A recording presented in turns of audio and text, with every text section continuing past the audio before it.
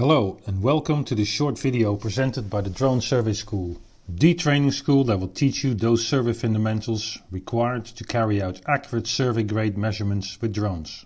My name is Peter Franken and the topic that I want to address in this video is why you cannot use zoom lenses for aerial drone surveys. For those familiar with manned aerial surveys, this might come as a surprise, since lenses with a focal length of 200 mm are sometimes used on big aerial cameras. Before we look at the theory of why a zoom lens cannot be used, it is good to look at the concept of focal length itself. The focal length of a lens tells us something about the angle of view, or how much of the scene will be captured, and with it the magnification. This is how large an object will be in the photograph. The longer the focal length, the narrower the angle of view and the higher the magnification, i.e. more zoom. The shorter the focal length, the wider the angle of view and the lower the magnification, i.e. less zoom. Lenses are divided into different categories, of which the following three are the most common. The wide-angle lenses, with a focal length varying between 11 mm and 35 mm. The standard lenses, with a focal length between 35 mm and 70 mm. And finally the zoom lenses, with a focal length above 70 mm. In aerial drone surveying, we should only use focal lengths between 16 mm and 35 mm. Why not lower?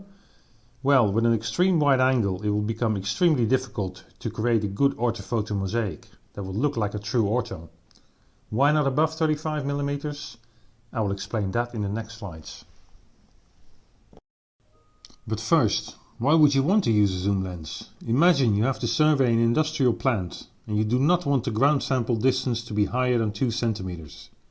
For those unfamiliar with this term, this means how large or small the area is on the ground that is equal to 1 pixel in your photograph.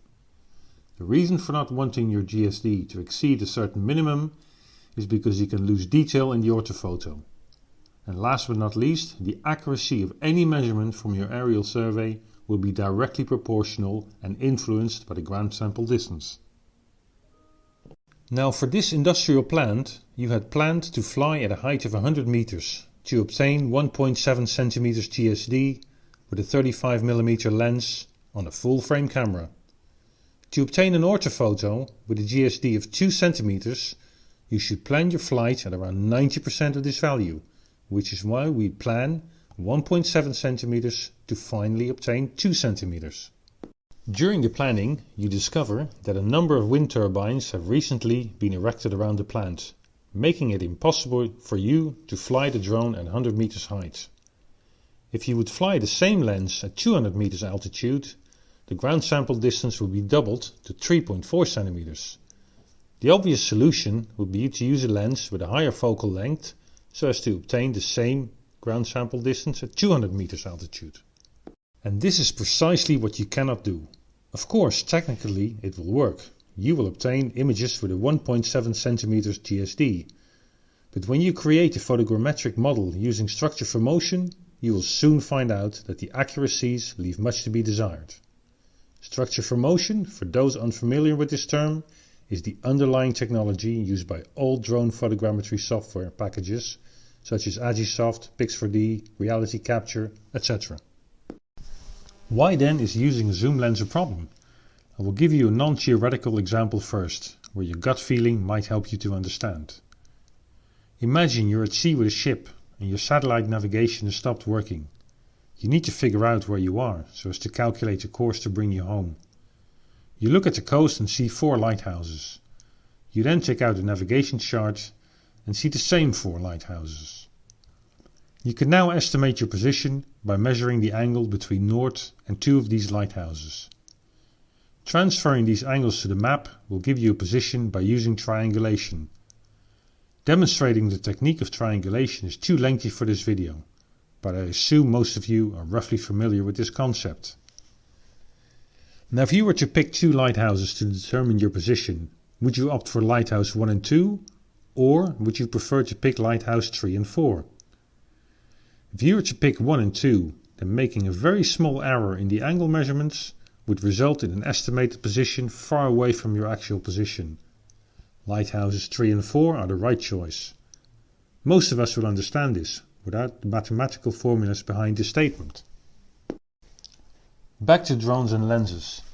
Take a look at the following simplified schematic of the two possible cases.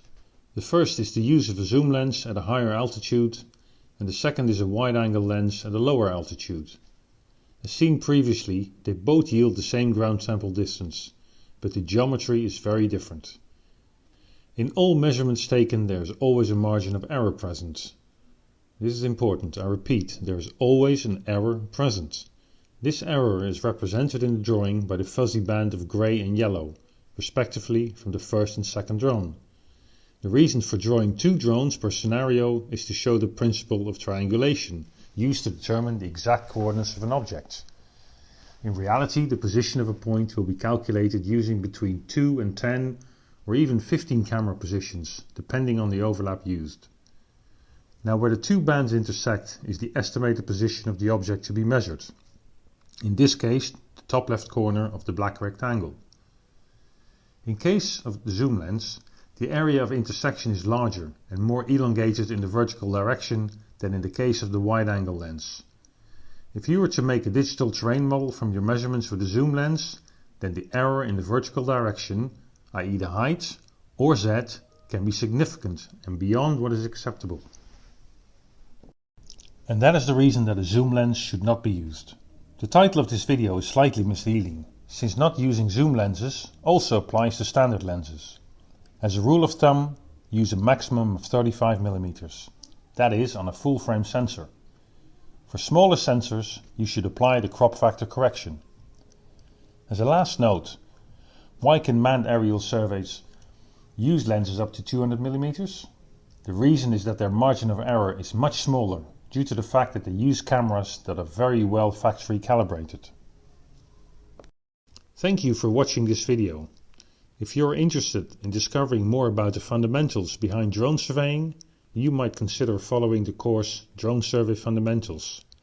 In this 3-day course, we will teach you all the basic knowledge to carry out accurate aerial surveys with drones, as well as tons of practical tips to help you avoid making those costly beginner mistakes. Visit dronesurveyschool.com for more information.